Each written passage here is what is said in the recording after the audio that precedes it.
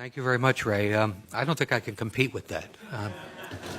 That was theatrical. Instead, I would like to go a bit beyond the comments that both of my colleagues have made and suggest not only that Israel is no ally, but also that it is actually not a friend, because it does actual damage to the United States through using its considerable access to Congress and the media to promote policies that are good neither for the United States nor for Israel. I'm sure you've all heard the expression that a friend does not let a friend drive drunk. Well, the United States has been driving drunk for quite some time, and that dangerous behavior has to some extent been encouraged by Israel and its many supporters in Washington. Israel might or might not have been an actual enabler of the disastrous American invasion of Iraq, but it is undeniably true that American officials extremely close to the Israeli government were behind the rush to war and the forgery of phony intelligence that fed the process. If the United States goes to war with Iran in the near future, it will not be because Tehran actually threatens America. It will be because Israel and its powerful lobby in the U.S. have succeeded in creating an essentially false casus belli to mandate such action. Prime Minister Benjamin Netanyahu, who once commented that 9/11 was good for Israel, has repeatedly sought to commit our government to draw red lines that would narrow options for the White House and de facto require it to take action with the military against Iran. Congress is meanwhile advancing legislation that would commit the United States to intervene militarily in support of a unilateral Israeli attack, meaning that Israel could easily be empowered to make the decision on whether or not the U.S. goes to war.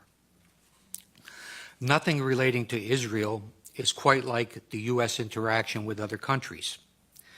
Delinda and Janet have outlined the dollar costs and special financing arrangements that go to support Israel, measures that are not in place for any other nation. Congress also approved on Wednesday, as part of the United States-Israel Strategic Partnership Act, by a vote of 410 to 1, an Israeli exemption from the reciprocity mandated by the so-called visa waiver program. Israelis will be able to travel freely to the United States, while their government will be allowed to refuse entry to American citizens. This is a privilege that is granted to no other country. One congressman has recently even introduced a bill to cut off federal funding for any academic organization that engages in boycotting Israel. Boycotting other countries is okay. Israel interferes in American elections, most recently on behalf of Mitt Romney. It has corrupted our Congress. Its head of government publicly rebukes our own head of state. Government ministers insult and ridicule John Kerry, and its intelligence officers actually provide alarmist and inaccurate private briefings for American senators on Capitol Hill. I also would not doubt that Israel, accustomed to behaving with impunity towards its alleged friend and patron in Washington, might manufacture a pretext to draw the U.S. into a new conflict, something reminiscent of the Lavon affair in Alexandria, Egypt in 1954, or the false flag attack on the USS Liberty in 1967. Israel currently strongly supports using force to intervene in Syria, a proposition that is opposed overwhelmingly by the American public. In short, Israel has no reluctance to use its enormous political and media clout in the U.S. to pressure successive administrations to conform to its own foreign and security policy views. One other very good reason why Israel should not receive billions of dollars in military assistance annually is its persistent espionage against the United States. Grant Smith has described how Friends of Israel stole enriched uranium from a Pennsylvania refinery to create a nuclear arsenal. More recently, we have learned how Arnon Milchan, a Hollywood producer born in Israel, arranged for the illegal purchase of 800 nuclear triggers. Milchan picked up an Oscar last Sunday without any interference from the FBI. The existence of a large-scale Israeli spying effort at the time of 9/11 has been widely reported, incorporating Israeli companies in New Jersey and Florida, as well as hundreds of art students nationwide. 5 Israelis from one of the companies were observed celebrating against the backdrop of the Twin Towers going down. While it is often observed that everyone spies on everyone else, particularly true if one is referring to our own NSA, espionage is a high-risk business that most countries are extremely careful when they are spying on friends because of fear of blowback. Israel, which relies on Washington for billions of dollars in aid and also for political cover in international fora like the UN, does not spy discreetly, largely because it knows that few in Washington will seek to hold it to account. There were, for example, no consequences for the Israelis when Israeli Mossad intelligence officers, using passports and pretending to be Americans, recruited terrorists to carry out attacks inside Iran, as noted by Mark Perry this morning. Israelis using U.S. passports in that fashion put every American traveler at risk. Israel, where government and business work hand in hand, has obtained significant advantage by systematically stealing American technology with both military and civilian applications.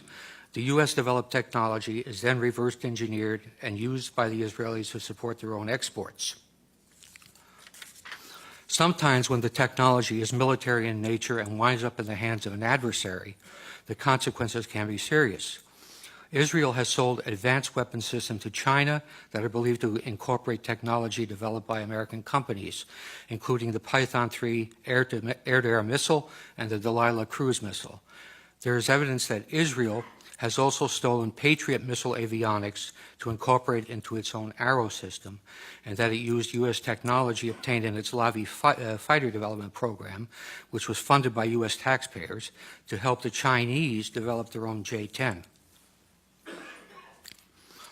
The reality of Israeli spying is indisputable.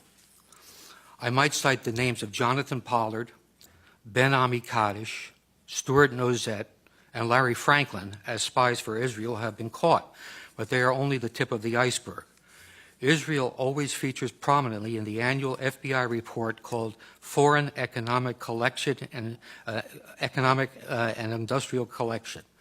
The 2005 report states, Israel has an active program to gather proprietary information within the United States. These collection activities are primarily directed at obtaining information on military systems and advanced computing applications that can be used in Israel's sizable armaments industry. It adds that Israel recruits spies, uses electronic methods, and carries out computer intrusion to gain the information.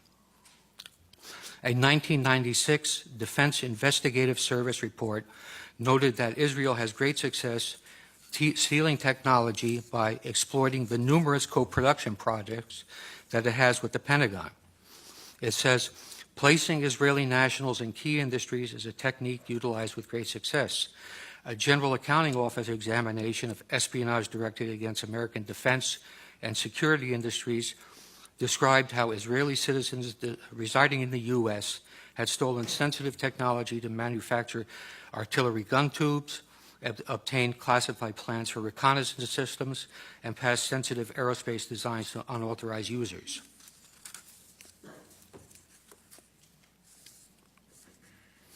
The GAO concluded that Israel conducts, and this is a quote, conducts the most aggressive espionage operation against the United States of any U.S. ally.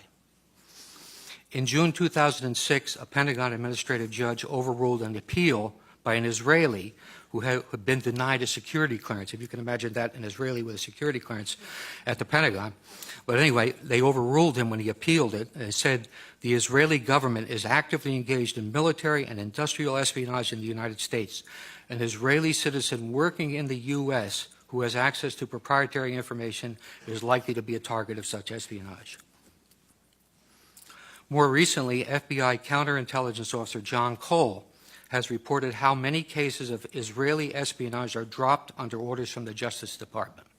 He provides a conservative estimate of 125 viable investigations into Israeli espionage involving both American citizens and Israelis that were stopped due to political pressure. So the answer to the question, is Israel an ally of the United States, is most definitely no. Is it even a friend? Well, I suppose there are all kinds of friends in the world, but if you judge Israel by its record on how it interacts with the American government and people, I think the answer would also have to be no. Thank you.